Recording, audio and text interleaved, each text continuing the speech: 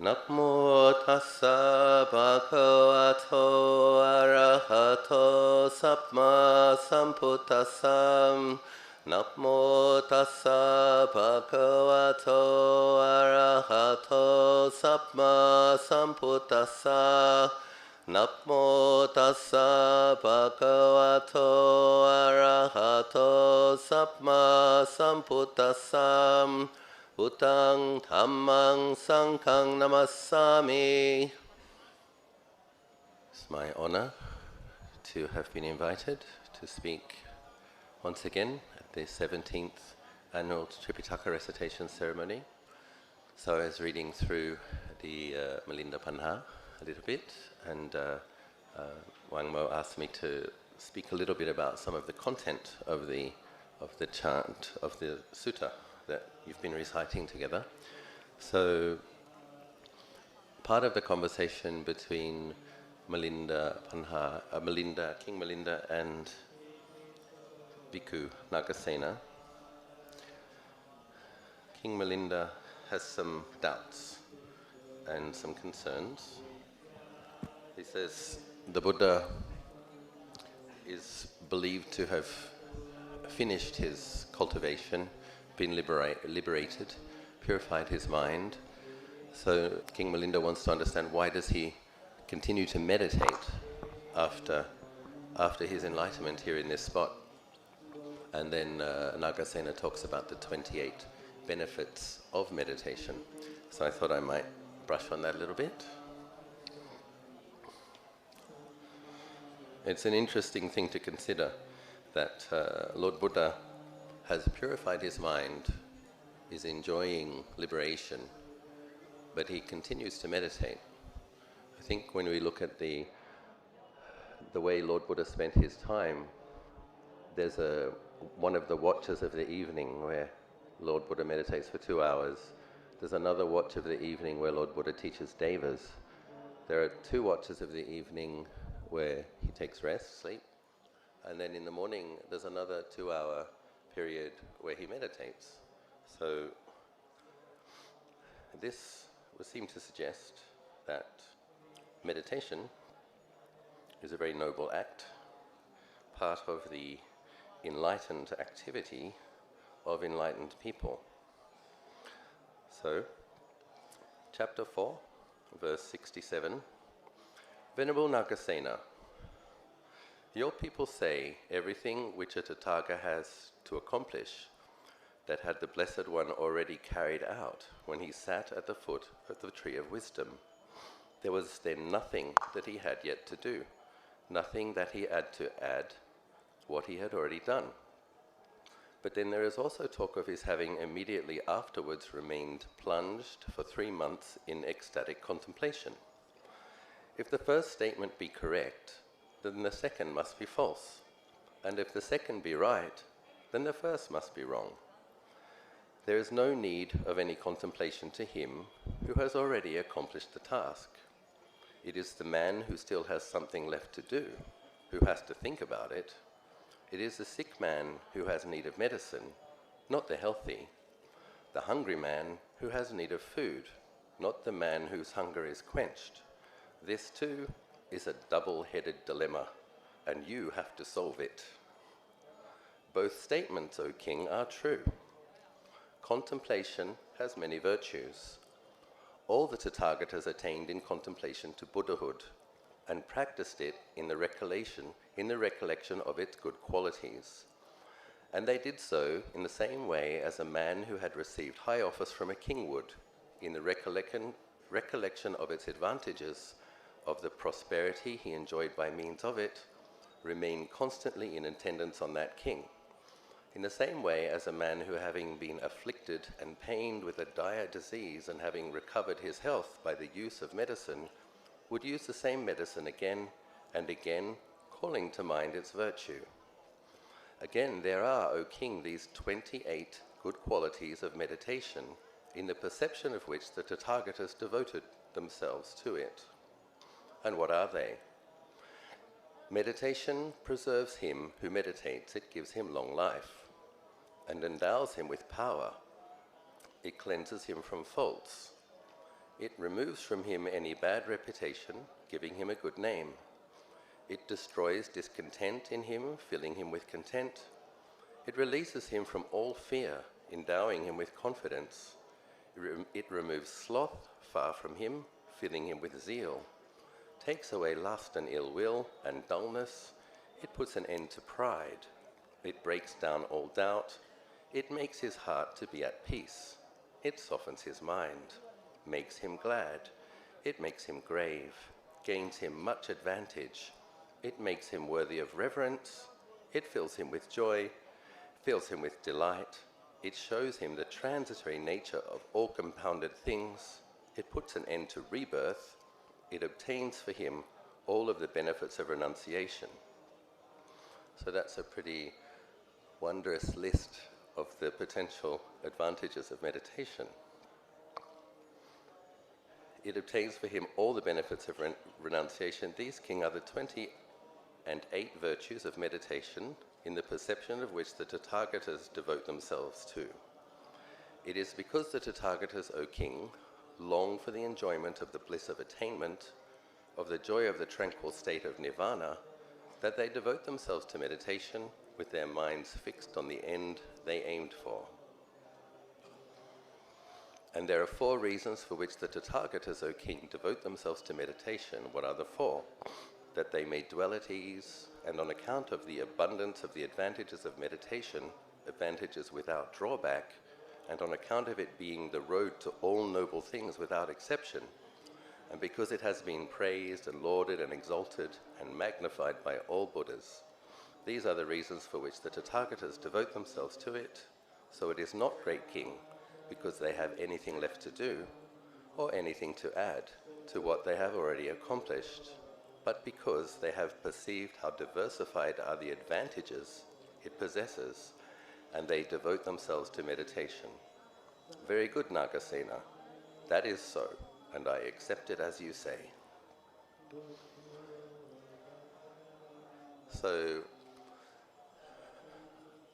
according to what I've studied, after Lord Buddha was enlightened in this very spot, I think it was 7 weeks, the other suttas talk about, where Lord Buddha would spend, I think it's usually described as a week in the bliss of liberation, and then he would be contemplating certain themes. And it was definitely, from what one gathers from reading, it was with an attitude of reverence, of appreciation, of awe.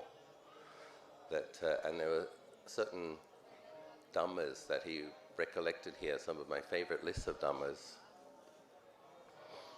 One of them was when he was contemplating, how is it possible that I've perceived that which is difficult to perceive, realize that which is difficult to realize, that goes against the stream of the world. And he had these various knowledge. The 5 spiritual powers, when cultivated, made much of, lead to the deathless, merge in the deathless. Another of the themes of contemplation was the paticca samuppada, in forward and reverse. Another one of the subjects that Lord Buddha had insight was that the 4 foundations of mindfulness, when cultivated, made much of, lead to the deathless and merge in the deathless. So Lord Buddha is reviewing the incredible attainment and has perfect clarity about what were the particular conditions that led to that attainment and the bliss of liberation. So one list, which is more fairly comprehensive, I would say, is my personal preference is I love the short lists. And for myself, when Lord Buddha says these 5 spiritual powers merge in the deathless, lead to the deathless, that's enough for me. There's another, one of my favorite paragraphs is in the beginning of the Anapanasati Sutta, after the introduction, where Lord Buddha says, it is through cultivating breath meditation that one can fulfill the 4 foundations of mindfulness. Through fulfilling the 4 foundations of mindfulness, the 7 factors of enlightenment are fully developed. in developing the 7 factors of enlightenment fully, the mind is liberated. It's a very beautiful and simple teaching. Through breath meditation, you cultivate mindfulness. That mindfulness becomes aware of these 4 spheres of reference or 4 foundations. Mindfulness of feelings, mindfulness of the body, mindfulness of dhammas, Kayanusati, Vedanusati, Chittanusati, Dhammanusati. And then through that cultivation, the 7 factors of enlightenment are brought to fruition and the mind is purified. But because people have different character tendencies, sometimes some people need a short list. We were talking the other day about a bhikkhu who became enlightened after the Buddha gave him a piece of white cloth, and he wiped his hands, wiped his face during the day, and in simply seeing that the white became soiled, he had the insight, anicca, impermanence. That which was clean became dirty, that which was dirty can be cleaned. And that bhikkhu had been teased because he couldn't remember a single verse of teachings. The other monks thought he was very stupid and teased him for his dullness. Lord Buddha could see his faculties were quite sharp actually, not necessarily the intellect, but the capacity to have liberating insight. So some people need to keep it simple. Other people, because they have more restlessness or even more intellect, they need a more sophisticated contemplation to engage their intelligence. So the list that I will read off tonight, set 37 factors of awakening. We'll go through a few of these different lists.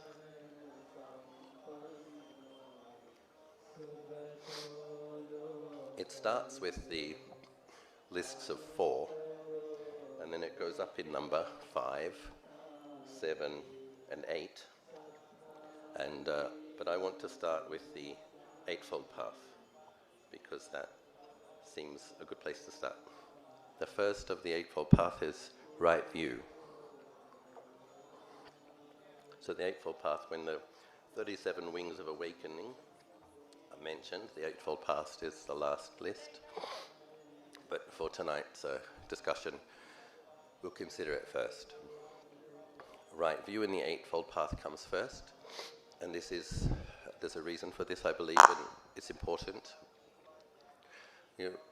Keeping in mind all of the diverse religious practices and religious traditions in India in the time of the Buddha, many people believed that there was a permanent soul and there was a creator God, and that the purpose of spiritual practice was to merge one's permanent soul that had somehow been separated with the powerful creator God to realize Atman.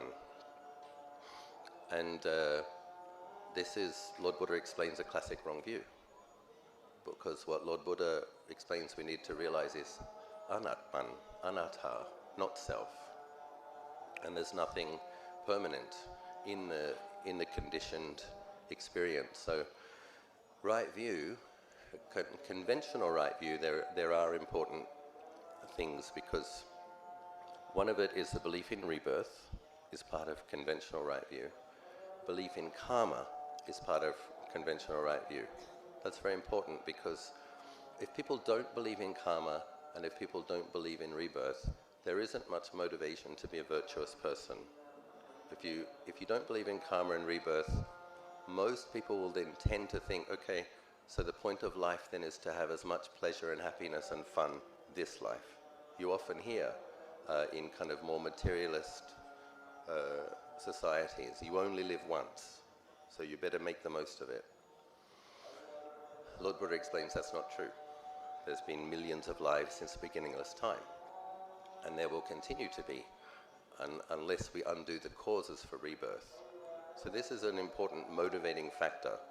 We have to recognize that we're in a dangerous situation, and that we have to liberate ourselves from that situation. So there is karma, there is rebirth, and there is consequences to actions. Another aspect of right view is that there is the potential in beings to liberate themselves from the samsaric situation. That's everybody's potential equally. Also a very profound teaching, understanding that there was a caste system and there were people that were believed to be outside of, in lower castes who had no access to gods or heavens. Lord Buddha says no. Every conscious being has this Buddha potential, Arahant potential, that can be cultivated and liberation can be realized. Also very important, this is very important for our confidence. Lord Buddha demonstrated the supreme potential, and then he basically says, you all have this same potential. Follow this Eightfold Path, and that's where it leads to liberation. So after right view, let's go through the Eightfold Path. That's mundane right view. Supra-mundane right view is direct perception of the enlightened state of Nibbana, experience of Nibbana. So, right thought. So we have to train. This is the reason I wanted to start with this Eightfold Path, is right view is important. It helps us motivate ourselves correctly, helps us understand that if we aren't careful, we can get ourselves in big trouble. That's when we understand that we have to be careful even with what we think about. And so we can't stop having unwholesome thoughts, but we can try not to feed them more and more. And this is where mindfulness meditation is very important. When we come to do our breath meditation and you have an unwholesome thought, you just know a thought is a thought, and you try not to think the next thought and the next thought. You don't have to destroy unwholesome thoughts, but you have to know that it's unwholesome, and you recognize that's not worth pursuing. In the Dhammapada, Lord Buddha explains that mind is the forerunner. What we give our attention to, the mind becomes like that. So we do have to be mindful of what we're thinking, and we do have to begin training ourselves. The important role that formal meditation plays is that when we take a meditation object as our object, I'll talk about breath, for example. When we're picking up this, it starts as a neutral object, and as the mind becomes peaceful, it becomes a wholesome object. But when we place the attention on a neutral object, we are taking it off unwholesome objects. And when simply in this act of trying to be mindful of the breath, we become aware of the various thoughts and the qualities of those thoughts. One of the functions of mindfulness is that it discerns with more clarity, with more truthfulness, qualities. Mindfulness is sometimes described as truth discerning awareness. So just in this act of trying to be with the breath, when there's more presence of mind, more collectedness, we notice the quality of our thoughts, and we recognize, oh, that's actually unwholesome. Oh, that's wholesome. This is one of the functions of mindfulness. It brings more clarity. In a way, it's washing some of the dust out of the eyes. Lord Buddha says his teachings were for beings with little dust in their eyes. The act of formal meditation helps to clean the mind. So after right thought is right speech. So we need presence of mind, and we need to be mindful of our thoughts so that we can practice right speech. If we don't have presence of mind, if we don't recognize that the skillfulness or unskillfulness of what we're thinking, then it's just going to come out. Whatever we're thinking is going to come out. So speech has obviously very serious consequences. You can say a few harsh words when you're upset about something or upset with somebody, and that can hurt somebody's feelings, and they can be very angry at you and think ill will towards you for the remainder of their life. They can even become your enemy in future lives. So it's very important to understand that speech is powerful. Right action, samma kammanta, do good things, avoid harm. Right livelihood, we have livelihoods that don't harm others and don't enslave, don't manipulate, don't encourage unwholesome qualities in others. The last three, I think, pertaining to our meditation cultivation: right effort, virya; right mindfulness, sati; right concentration. Examples that are often brought to mind is that thieves need to have a certain amount of presence of mind and concentration when they crack into a safe. Hackers these days, digital thieves, need to have quite remarkable presence of mind and a capacity to focus. But this is wrong mindfulness, wrong concentration. So when Lord Buddha talks about right mindfulness, giving our attention and using our intelligence, our capacity as a human being, to give proper attention to things that are going to, Lord Buddha uses this lovely phrase, leading onwards. Another phrase which is lovely is leading to heaven and beyond. When we train ourselves in skillful speech, skillful actions, right livelihood, we're heading for the heaven realms and eventually to Nibbana. So, covering the Eightfold Path, right view comes first. Then we pay attention to our thoughts and our speech and our actions, cultivate good mindfulness and concentration, and then now I'm going to talk about the 4 foundations of mindfulness, another of the 37 factors of enlightenment. So, mindfulness of the body. In training in mindfulness, it's usually taught that we are mindful when walking, mindful when sitting, mindful when lying down, even mindful when going to the bathroom. This basically means you know what you're doing with your body at all times. This is because this seems simple, people often underestimate the importance of it. Presence of mind, a good quality of presence of mind, which is what is needed for samadhi and insight to develop, will only come about if we maintain presence of mind throughout all postures. So this is important. Oftentimes when the Buddha puts something first, it's for a reason. Mindfulness of the body.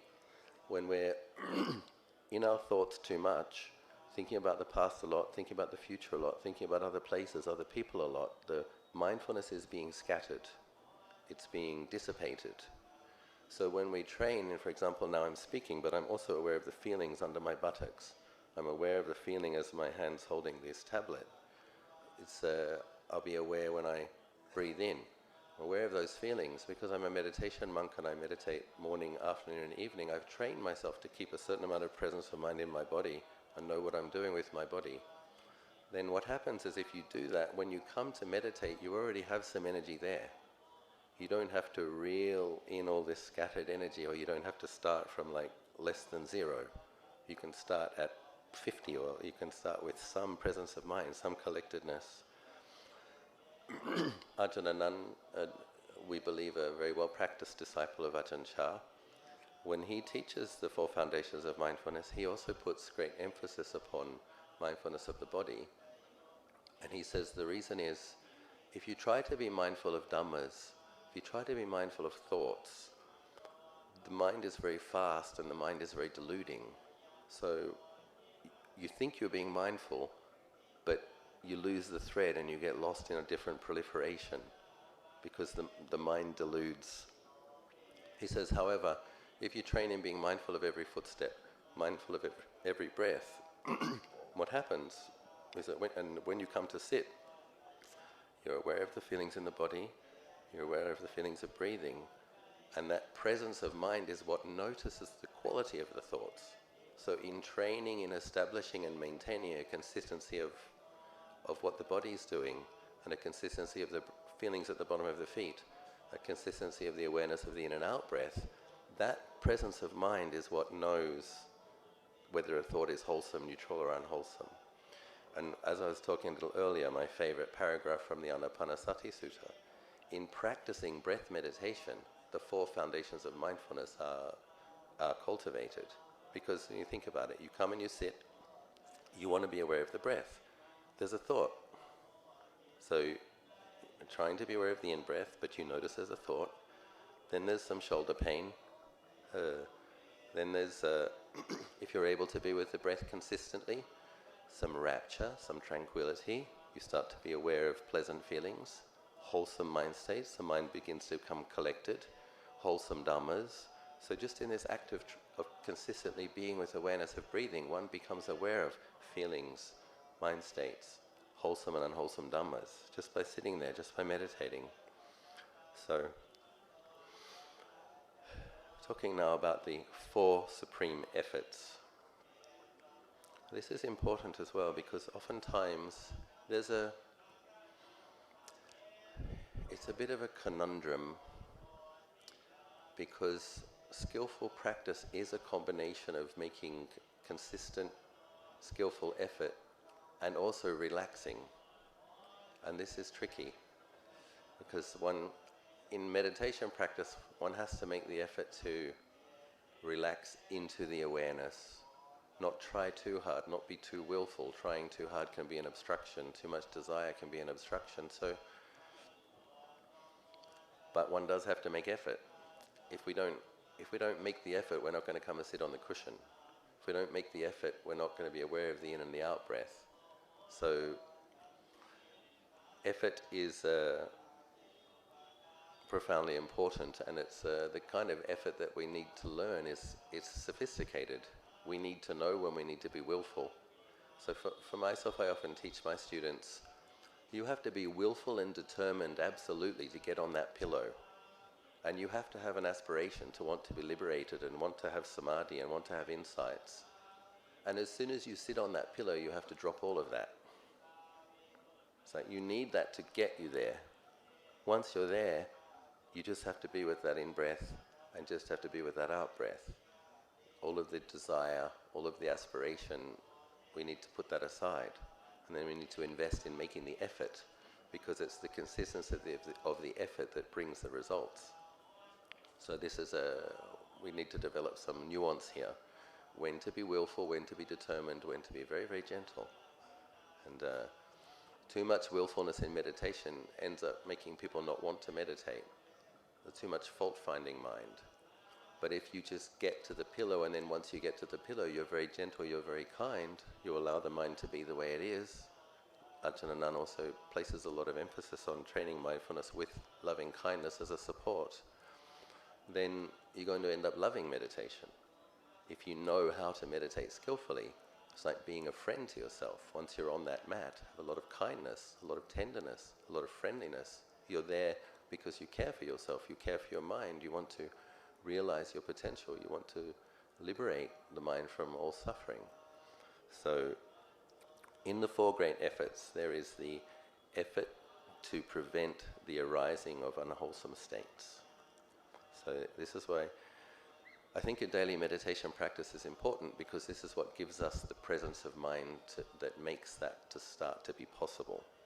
I think if we don't have a daily meditation practice, it's very difficult to prevent the arising of unwholesome states. One example for modern people might be road rage. Somebody cuts in front of you and you just get really angry. It's like if you didn't do your morning meditation, you got up, you started playing with your phone, you turned on the news, you ate something while you were looking at something, you jump in the car, you're listening to some music, attention's very scattered. Somebody cuts in front of you and the mind just goes into anger, because it doesn't have presence of mind, it doesn't have some collectedness. And one of the things Ajahn Anan, my teacher, says often is keep the mind in the middle. Don't be swayed by liking and disliking. This is actually the shortcut to developing samadhi and developing insight. It's not a difficult teaching to understand, but it's a difficult thing to do. Keep the mind in the middle. Don't fall into liking and disliking. And then what happens is the mind develops more and more collectedness, more and more stability, more and more capacity to attend to mind states skillfully. The second of the efforts, great efforts, is to abandon unwholesome states. So, try to prevent unwholesome states from arising. Once unwholesome states have arisen, we have to abandon them. So there's different ways to do this. Sometimes you just sit and you wait for the unwholesome state to cease. But if there is aversion, irritation, anger, we study about the antidotes.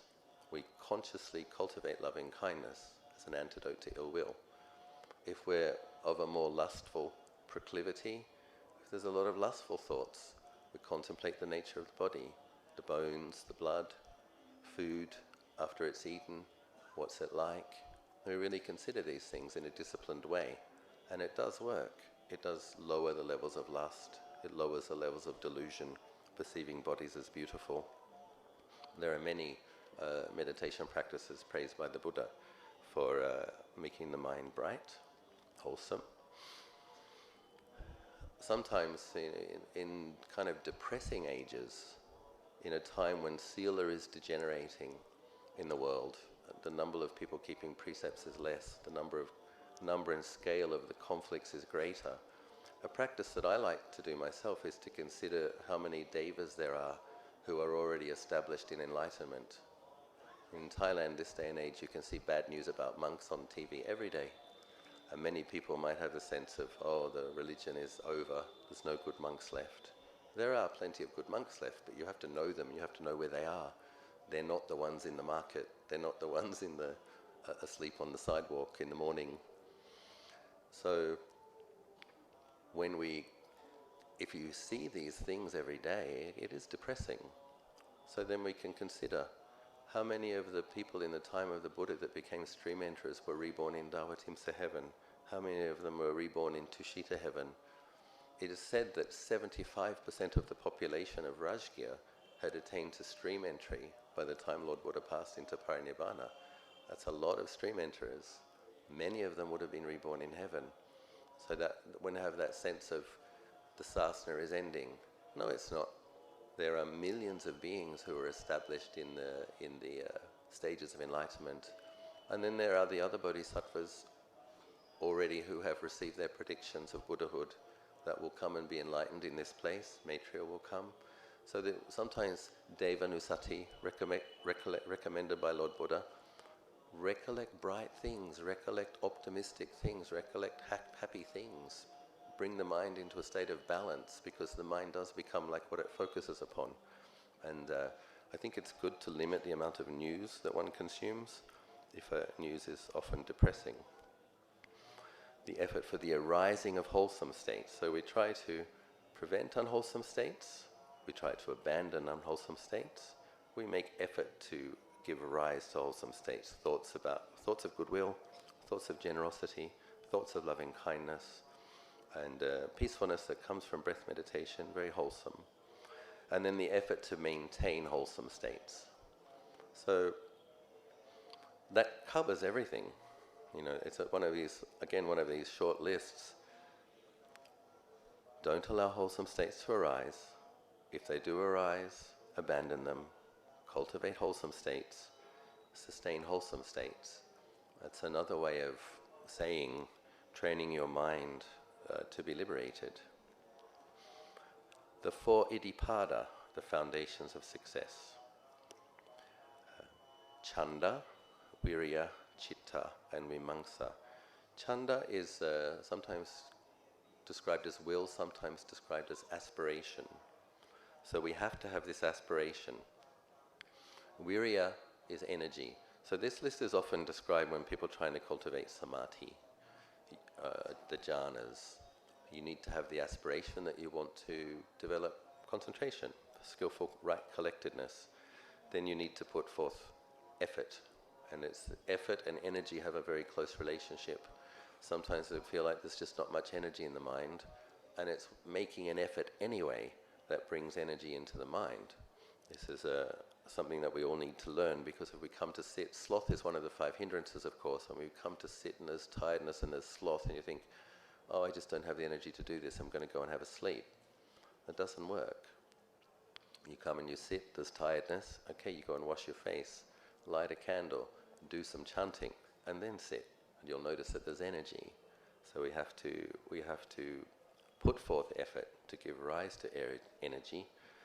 Consciousness, chitta, so chanda, virya, chitta. This is the applying the mental factors.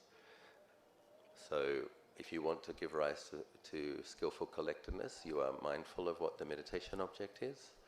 You place the interest, you maintain the interest consistently. And then the fourth of the basis of success is vimamsa. This is reviewing. Very important that we have a look every now and then, how is our practice going? Lord Buddha describes these as the foundations for success. So we have the aspiration, we make the skillful effort, give rise to the energy, apply the mental factors, and then we have a look, how's it going? Because sometimes the mind is the inner conditions and the outer conditions are always changing. When you come to this training as a young monk, I ordained when I was 23, now I'm 50. You know, the mind that I have now is not the mind that I had when I was 23. And in some respects, it's almost like you die and you're reborn several times within the same life. So it's like the meditation objects that I used as a 23-year-old are not necessarily the ones that will bring the best results as a 50-year-old. So we have to have a look, is it working? Are my meditation practices working? Do I need to tweak something? But even while saying this, I'm very wary, I'm a bit concerned, because chopping and changing too much is also dangerous. Modern people have a short attention span and expectation of fast results.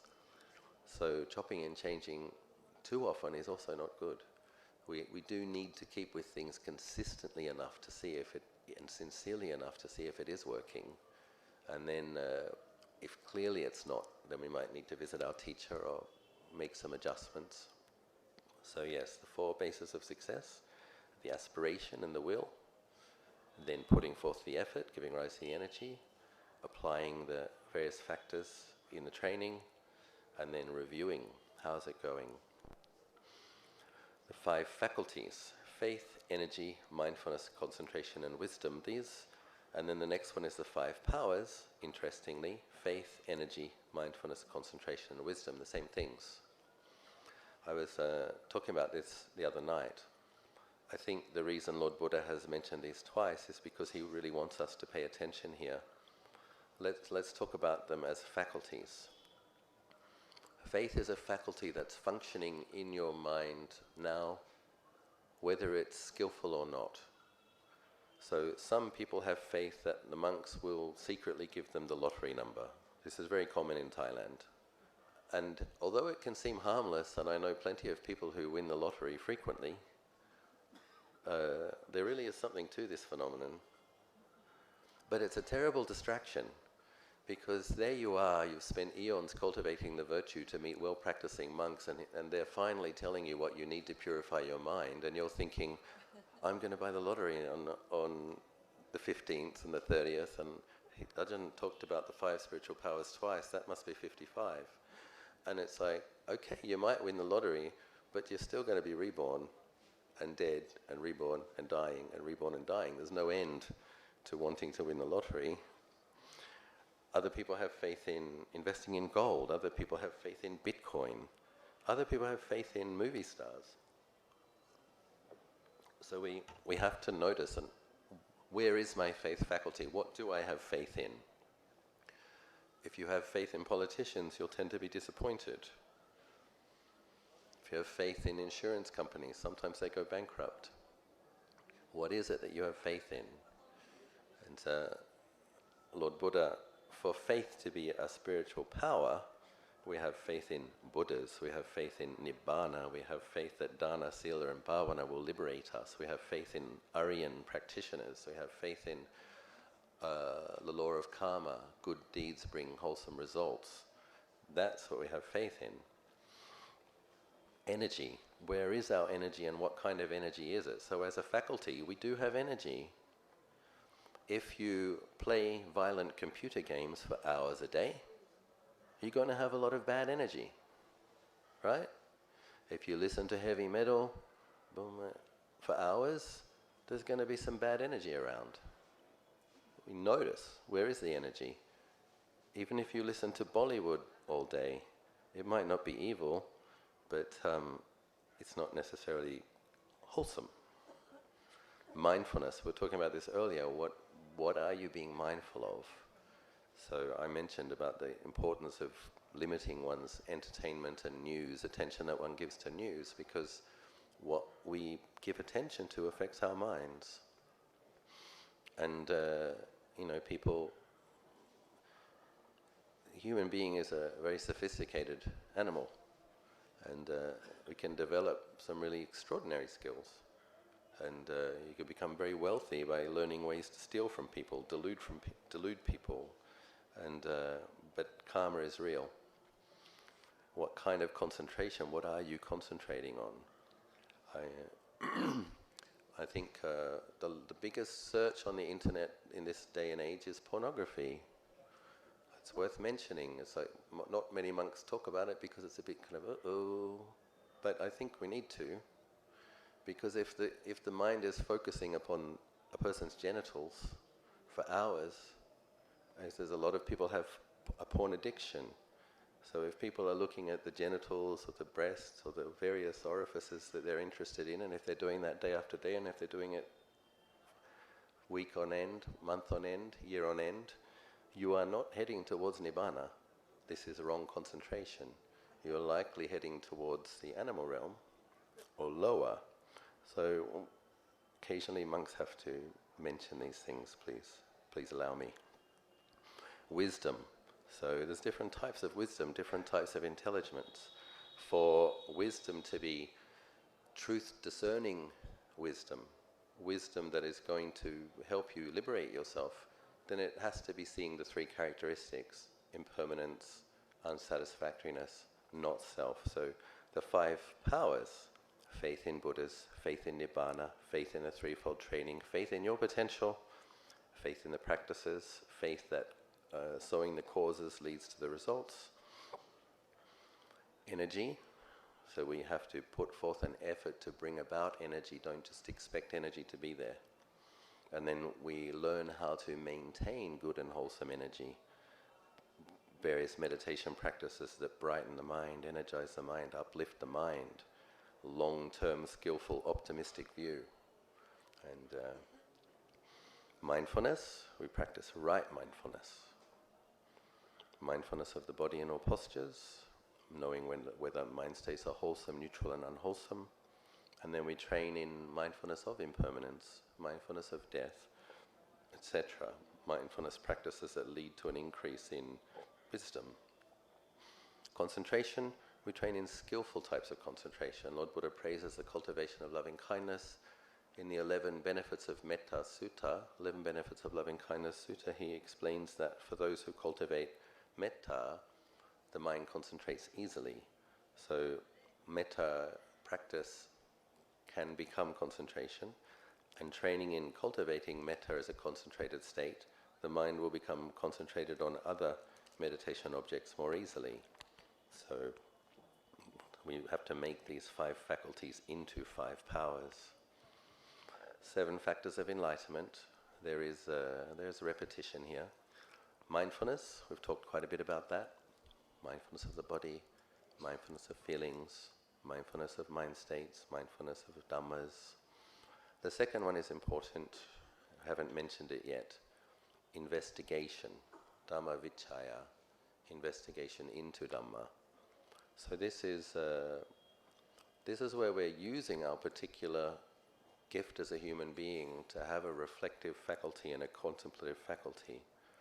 So you notice, is this a wholesome mind state?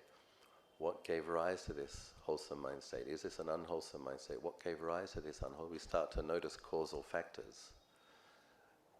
After I meditated, I felt like this. When I don't meditate, I feel like this. We have to notice what affects the mind in a wholesome way, what affects the mind in an unwholesome way. And that comes into those 4 great efforts, maintaining wholesome states and not allowing unwholesome states to take over. But then investigation into Dhamma in terms of applying it towards purifying the mind. In the forest tradition of the last century and this first decades of this century, it seems like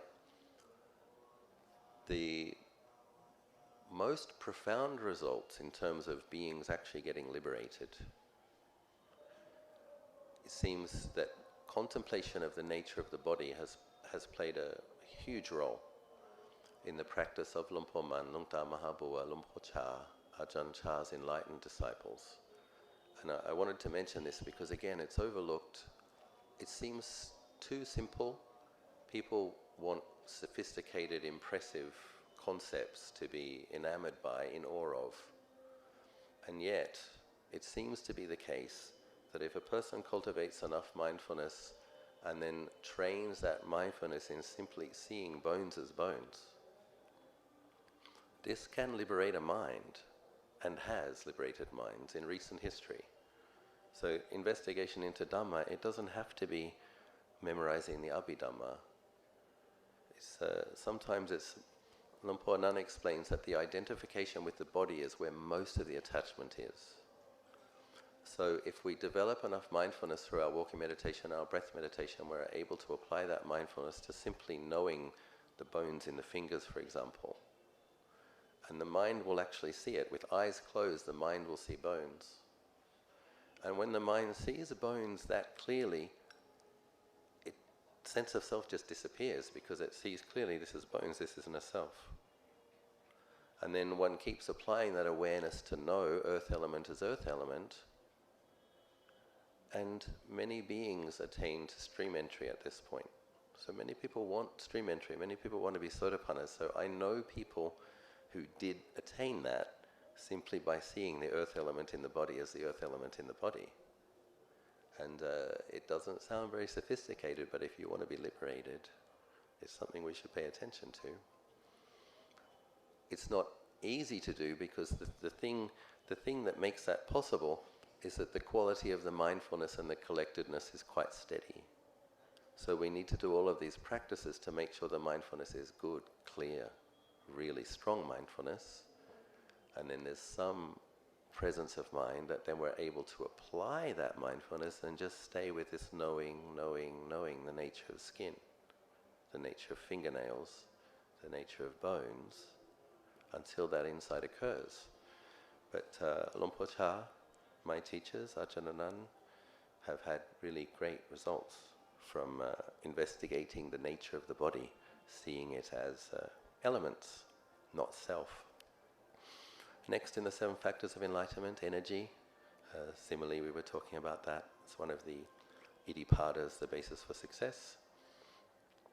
When we maintain our mindfulness consistently, that's what occurs. Energy builds up in the body and mind because it's not being dissipated into thoughts about the past, thoughts about the future, thoughts about other people. We still need to think about these things, but not obsessively, not compulsively. A practitioner learns how to use thought in the right amount and keep a certain amount of presence of mind in the moment, in the body. So when we have consistent mindfulness and energy arises, when we apply the mindfulness to the meditation object, feelings of rapture. This is one of the 7 factors of enlightenment. Simply by being with the breath consistently, without thinking about other things, feelings of rapture arise. And then deeper than rapture is tranquility. That's the next factor of enlightenment. Passati in Pali. Ajahn Anan describes the rapture as being like the waves on the ocean, on the surface of the ocean. And tranquility is when it goes deeper, you dive deeper. And it's like a cool, steady, full feeling. So if you're consistently with the breath and some feeling of rapture comes, we try to go deeper than that. It's a good sign, but we try not to get agitated, we try not to get fascinated, and we just continue to stay with the meditation object that brought that result, and it goes into a deeper, cooler, more steady. And then number 6 is ekagata, one-pointedness. So it's through that process, rapture, tranquility, continuing to stay with the mind object. At a certain point, continuing to stay with the meditation object, at a certain point the mind becomes so peaceful, the peace becomes the object. That's how I experience it, or that's how I think it's a nice way to describe it. As the meditation object leads to peaceful feelings, and at a certain point peace is the meditation. So one-pointedness, ekagata, it kind of sounds like a forcing, or it sounds kind of contracted. And I think better ways to describe it is collectedness and peace. The mind stops shaking, the mind stops being dissipated, the mind is settled, but it's not a squeezed, boxed-in, contracted experience. It can be a very, very spacious experience that isn't moving from its peaceful awareness of vast space. So, consistency in mindfulness, doing a lot of meditation, wholesome energy, rapture, tranquility, concentration arise. The seventh of the 7 factors of enlightenment is equanimity. Equanimity is often misunderstood. People think that equanimity is indifference. Equanimity is equipoise. Equanimity is balance. Ajahn Sumedho describes equanimity as serenity. In its purest state, equanimity is the 4th jhana. So going through all of that tranquility, all of that rapture, all of that serenity, and the mind just becomes stable, immovable. That's not indifference, that's profound. It's like a mountain, immovable mountain that's not going to be swayed by anything. If you imagine the Buddha under this Bodhi tree enlightened, and Mara coming with his forces and all of these weapons coming at him, and nothing can move him from his enlightenment. Is equanimity, a very profound thing. And equanimity, I think one of the best ways, possibly the only way to truly develop equanimity is through a lot of meditation. Because it's when we meditate that we see happiness and sadness, joy, sorrow, pleasure, pain, and we just keep placing the mind in the middle, trying to find balance, and through doing that a great deal, we learn how to stay in the middle, how to stay balanced, how to stay still, and allow mind states to arise and cease and settle, and then stay with that stillness. So I already went through the Eightfold Path, and that is my thoughts on the 37 factors of enlightenment. So I offer that for your reflection. I hope something I said was helpful. I rejoice in your practice. I wish you every success. May you all grow in the 4 foundations of mindfulness, the 4 bases of success, the 5 powers, the 7 factors of enlightenment, and grow in the Eightfold Path until you are liberated.